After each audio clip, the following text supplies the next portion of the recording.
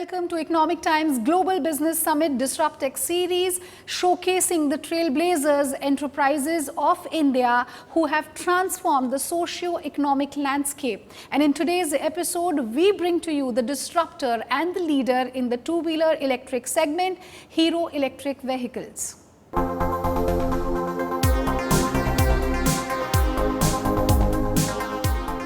Hero Electric is India's first and largest manufacturer of electric two-wheelers with hundreds of thousands of happy customers. With a pan-India presence from more than a decade, Hero Electric's endeavour is to make the country greener with zero-pollution transportation. This quality-conscious entity offers a wide range of electric two-wheelers with excellent value for money. Today we're going to hear the growth story of Hero Electric from none other than the Managing Director at Hero Electric, Naveen Munjal.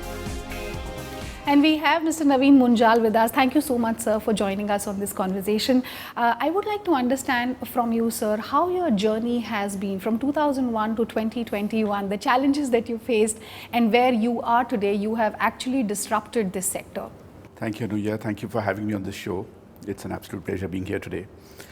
So, talking about the last 20 years of what we've done, it's been a very, very interesting, very fruitful journey, I would say, and a very satisfying journey, because this is not just about a business. This is actually something which is extremely close to my heart and something which I truly believe in and have believed in for a long time, and which is why we've pushed it for so long. So it's not just about a commercial decision, it's not just about a business, it's about creation of something new, and that's what we began. So let me just step back. So I've worked across various sectors. I've worked in automotive, in Land Rover, I've worked in bicycles, I've worked in international markets, I've worked in call center BPOs, and of course now electric for the past almost 2 decades now. So we introduced electric bicycles way back in 2001. The whole concept was, the whole idea was that you've got, what is a customer journey?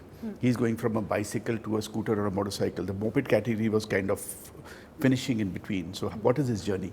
Can we make life easier for him? Can we give him a product which fits in between that 1400 to 44,000 rupee price point? It fits right in between. And that's how it makes life easier for him, because he's carrying so much of goods. Now, at that point of time, we possibly didn't explain it well enough. The customer didn't understand it well enough. The product also was well ahead of its time. Didn't quite work. Went back to the drawing board in 2004. And then we started looking at more advanced technologies. So I was, in fact, in 2003, I just found pictures of me in testing out electric vehicles in Las Vegas using lithium-ion batteries at that point, which of course were extremely expensive. And there were a lot of technical challenges around it. But nevertheless, that's what I was doing, working on different forms of vehicles, different forms of batteries and technologies, etc. But clearly with the intent that we have to go into zero pollution. That product also didn't really do well. The technology also was too expensive at that point. Then in 2007, we really launched our electric scooters, and that's when the market really began to take off. So we've seen a lot of interesting times since the time when I started. So we've seen a lot of tailwinds pushing us forward, but we've also seen a lot of headwinds pushing us back, whether in numerous, for various reasons. Just to give you a perspective, in 2011-12, there was this whole financial crisis which happened. And so much so that the entire industry began to crumple and fall, the electric vehicle. It was a very nascent, very young industry at that point of time. So we were very clear that, this is a temporary blip. It's not something which is going to go on for the long term.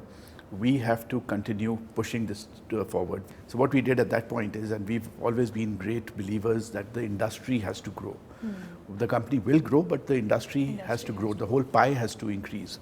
So what we actually started doing at that point is even supporting competition vehicles, which had been sold into the market, but the competition was pulling out.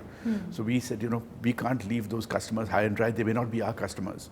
But at the same time, they are going to give the industry a bad name, not just that company. So we can't have that happening. So we actually started supporting them, started supplying spares for competition vehicles to our dealerships.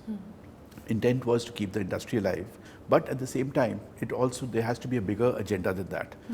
So then there's been numerous policies which have come through. We had NEMMP, which was announced in 2012, which said 14,000 crores will yield 40,000 crores for the government in terms of oil saving alone. Post that came FAME 1 in 2015, which went on till 2019. And then came FAME 2 in 2019, which was a good intent by the government. And the policy wasn't working in the same manner as what was expected. And that policy was amended this year in June. And now it's become a very, very good policy. So we've seen a lot of interesting times. And it's only now that, we've reached this, we have come to what they call as a hockey stick growth, the explosive growth or the disruption which has begun to happen. So now it's not a matter of, when and what and if. It's already happening. We're already seeing it happening. We've got far more business right now than what we can handle. Our supply chain is, trying to cope up with it, but there's just too much demand right now. And that, I believe, is going to continue. It's only going to multiply from here on. So right now there are glitches, there are gaps, but those gaps will get addressed as we get our new production lines on stream. Absolutely. Also, Mr. Munjal, I would like to understand that, you have been, the word I used was disruptor. You have always been ahead of your time. And now with all that you have done in the past 20 years, you are a leader in this sector. Where do you see Hero Electric 5 years down the line? We are clearly on the path of maintaining that leadership, increasing that leadership. There is absolutely no two ways about it. We've put in a lot of hard work over the past 2 decades. My teams have put in, it's just not me, it's my teams, it's my supply chain, it's my dealer network, it's the entire ecosystem that we've created, which have believed in this whole dream or this story that we've got.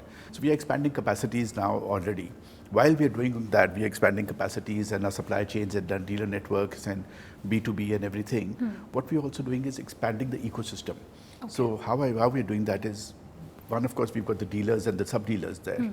Below the sub-dealers, what we are also doing is we are training up the roadside mechanics to handle our vehicles. Not just our vehicles, any electric vehicle. We train them on ours, but they can handle any electric vehicle. We've trained about 6,000 of these guys. So that is reskilling of that workforce. But effectively, they can fix any vehicle. And we understand the attrition rate here is very, very high. So one guy who's working here will go somewhere else, but he's taking the skill set with him. The idea is to train up about 25,000 of them in the next couple of years. While we're doing that, we were very clear when we launched our vehicles in the last number of years when we switched from lead acid to lithium ion, that these batteries now are smaller, they can be made portable. And most of our parts of the country, even though you can plug in the vehicle to charge anywhere, but for night parking, you're actually parking on the road. So what we did is to make life simpler, we made our batteries portable across the entire product range. You can take it up to your apartment, charge it the way you charge your mobile phone or computer, plug it back into the vehicle, and you would get a range of anything from 80 kilometers to 210 kilometers, depending on how many batteries you put in the vehicle. That said, the battery across the entire product range is also common. Now what happens with that is if you've got one vehicle and switch to another, the battery can go with you. So these were some of the charging infrastructure not being there. So, but the customer had range anxiety issues. Now those are there. I mean, you've got to address it. So what we did is we started installing a charging infrastructure for customers in dense markets where you would generally go. So these are areas where you would go to buy your groceries or you would go to a market. Okay. Now imagine at that grocery store or somewhere thereabouts, there is a charging station which is there, Hero Electric charging station. Even though it may be our charging station, but anybody can come and use it, and they should.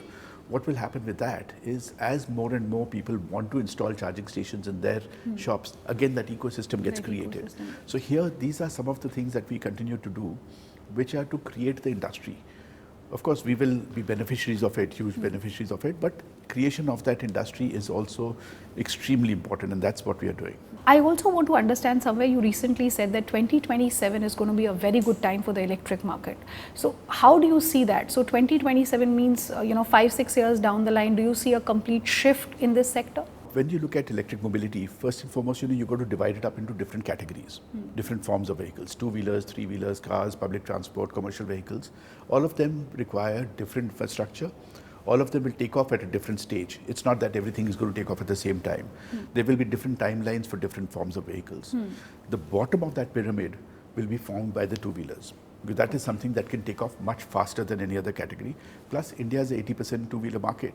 So for 2-wheelers, let's say if it's 2027 as being the goal, now once we know that we have to convert by that point of time, then everything else begins to fall in place. Your manufacturing systems, your supply chains, your dealerships, your charging infrastructure will fall in place, your financing will fall in place.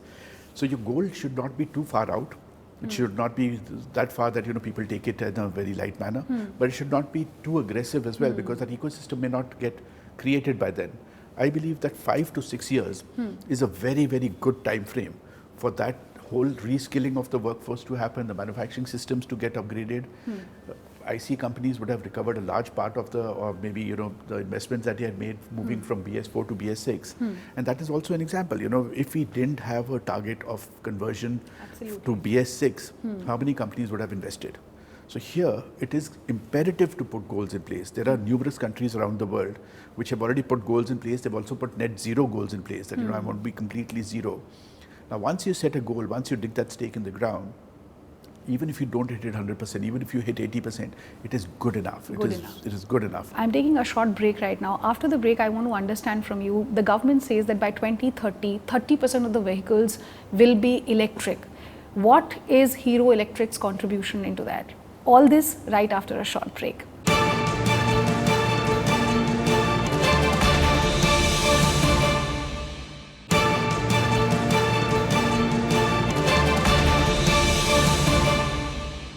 And welcome back. After the break, we have Mr. Munjal with us in this conversation. Sir, what I was saying before the break was that the government is saying that by 2030, 30% of the vehicles, they want it to go electric, and the government is also pushing towards this a lot. What will be Hero Electric's contribution to this? See, first and foremost, I think the number that the government is talking about is across the industry. It's not across any particular category. What I'm talking about more is about a particular category which can convert faster. So what we believe is going to happen is, like, you know, like what we are doing, the ecosystem that we are setting up. I hope other companies also do the same thing, where they don't look at only proprietary systems, and they look at more open source systems, they look at more technologies, and enhancing basically the whole ecosystem. Because this market right now is way too small. So our contribution in this is, we are, like I said, you know, we are going to be doing a substantial amount of reskilling, which we're already doing. And we've been doing that in the past as well. We are creating that awareness campaigns that we've already been doing. We are creating the charging infrastructure, where, of course, you know, we will partner with multiple different companies also. We've just now made an announcement a couple of days back about a tie-up with Massive Charging for 10,000 charging stations by next year. So that's the kind of expansion that we're going to be doing. And while we're doing this, we are offering the customer a product which is environmental friendly. It is actually light on his pocket, so he's actually saving money in not just buying it initially, but running it. There's going to be a substantial saving for him. And on top of all of that, we are offering the convenience that you don't have to go to any other station. You're not going to a petrol pump, you're not going to anything. We're delivering the vehicles to you at home. You service, in a lot of cases, we're even servicing the vehicles at home. You charge a vehicle at home, you go to your workplace, and you come back. So it's a point A to point B, and you're back. There's no distractions. Of course, you want to go elsewhere, that's a different story, but you don't have to go elsewhere. You know, everywhere, a couple of years back, all we were talking was that, you know, electric vehicles is where we want to be after a few years. But this disposable of lithium batteries was a big challenge. How do you think we have crossed that stage, and now disposing them and taking care of your batteries is what the government has focused on, what manufacturers like you have focused on? See, it's not that big a challenge, actually. Okay. Now, what will happen with these vehicles which are being used in automotive applications is, after the end of life cycle with us, these batteries would not go into recycling immediately. They would go into refurbishment. Okay. Now, so they would go into stationary applications after us. UPSs, inverters, which actually use lead acid batteries right now, they will start switching to lithium ion, because these batteries would bring the cost down to a level where it's even cheaper than a lead acid battery. So you're looking at a life cycle of this battery, which is about 12 odd years. Okay. And post that, this would go into a recycler who would then extract out all the metals. So there's no chemicals in it to be poured into the ground. There's no acid to be poured into the ground or anything of that sort. So there is no environmental hazard from that perspective. The lithium will be extracted, the cobalt and the manganese, all the materials will be extracted from the battery, and they would be used into making batteries, which would again go into applications which are not heavy load applications.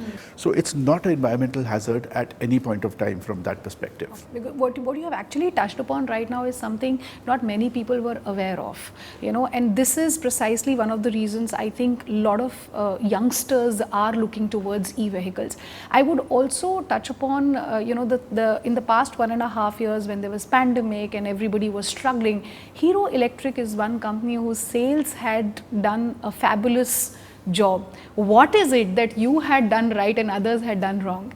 So what we started doing actually is that right from within a few days. From 5th of April, we came out with the first promotion. We started reskilling our dealerships, entire dealer network. We reskilled them on how to handle online sales. In our case, whenever we sell online as well, which is a very large number, we route it through the dealer. We want the dealer interest to remain because he's got to service the vehicle. We want him to make some money from there. We would want our dealer network to make money before we as a company begin to make money. So what we started doing from 5th of April is we came out with the first promotion, and that was that 3,000 rupee deposit, 2,999 deposit, and we would deliver the vehicle to you post whenever the lockdowns open up. Okay. So what happened at that time is we got a lot of inquiries because people just initial stages into the lockdown, they had time on their hands, etc.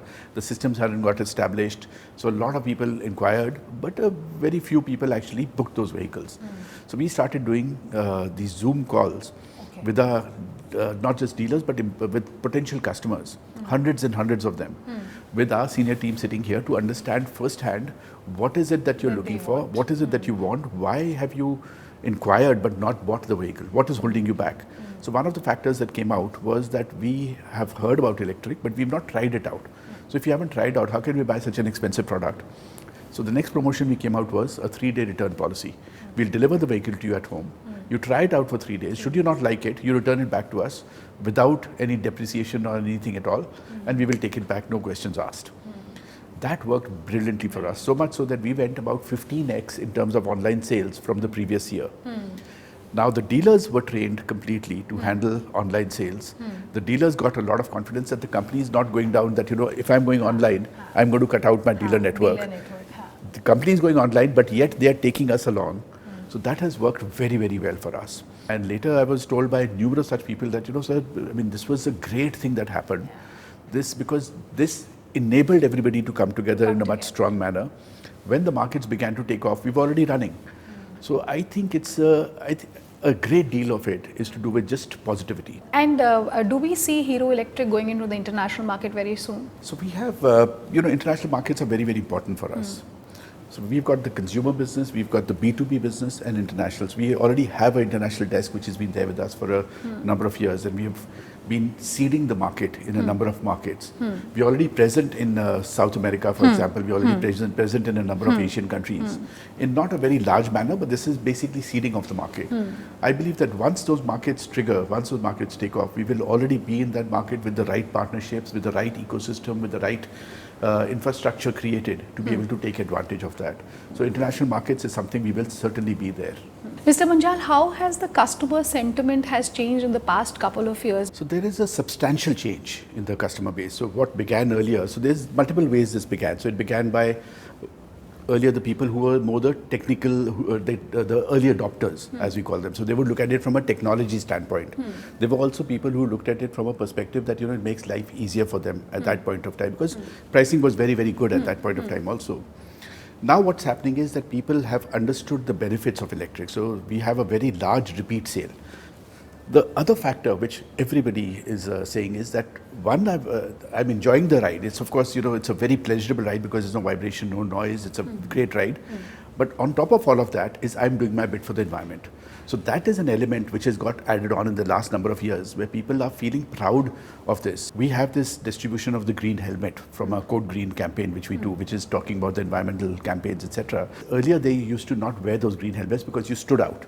Now, I find that people proudly wear them. In fact, we have demand of people asking for those green helmets, to be able to stand out amongst the crowd of black and greys and blues that we have. So the customer profile is improving dramatically. Customers are far more willing to adopt new technologies where they're finding benefit. The vehicles also have improved in the last number of years. There's been a substantial change in that. Sir, the tagline says the smart move. What is your smart move? What is your mantra of success? So I've got a couple of mantras which I follow. One is to be able to look at it from a long-term perspective, that this is a long-term game. We got into it and I had failures. So I was very, very clear that these failures are there, these are temporary. It's a long-term game, it's a long-term perspective. The second is I enjoy photography, that's my passion. So like they have in photography, in a zoom lens, the ability to zoom in and out of situation. So there are times when I have to zoom in into the micro perspective, look at things from really close up, what is really happening, count the pennies and the paisas and everything.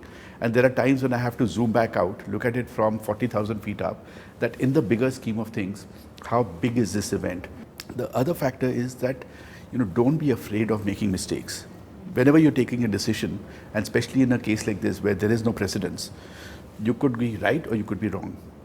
But take a calculated risk. So have your backup options ready, A, B, C, whatever be those options for you. So take a risk, but don't make that same mistake too many times. Learn from your mistakes, and that's exactly what we've done. We've taken a number of risks, we've made a number of mistakes along our journey, but we've stood back up and we've moved along. So just as a final so I come from a boarding school. My schooling life was at a boarding school in Sanar, and the mantra of that school was never give in. And that's something that has really stuck on with me. That's something that I really imbibe. That if I know that the path is right, if I know that the goal is right, then no matter what happens, just don't give up. So before I end this conversation, what is one message that you want to give to your customers right now who are watching you? What we're looking for from our customers is just be open to the concept of electric. The pricing, commercials are working out very well in your favor. The torque is there in the vehicles to take you from a traffic signal to at a very good speed. While you're doing your bit for the environment, this is tremendously, when you're going to be doing a tremendous work for the environment, because using a vehicle for, let's say, 50 kilometers a day over the next 5 years is like planting 30 trees. The other thing is, in all of this, you're actually going to end up saving money substantially. So there is a commercial advantage for the customer, not just doing their bit for the environment. So it's not just I'm doing that and that's it. It is that you are going to save, you're going to save money as well. So it's going to make commercially viable for you. Thank you, Mr. Munjal, for this conversation, and all the very best to you and your company. And yes, this brings us to the ET Business Global Summit Disrupt Tech series. Thank you for watching.